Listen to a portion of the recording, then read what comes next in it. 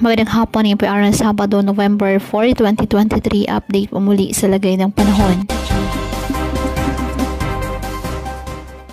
Ayon sa Pag-asa, Sherilyn ay nakakapekto sa northern section ng Northern Luzon.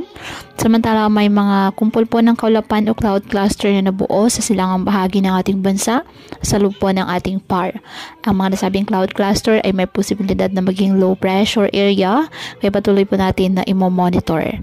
Ngayong buwan po ng Nobyembre, ayon sa Pag-asa, 1 hanggang 2 bagyo ang posibleng mabuo at pumasok sa loob po ng ating Philippine Area of Responsibility.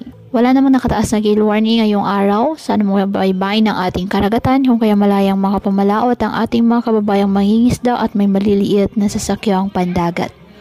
Ngayong araw, ang Batanes at Cagayan, kasama ng Babuyan Islands, asahan na maulap na halangitan na may kalat-kalat na pag-ulan at thunderstorms dahil sa shear line.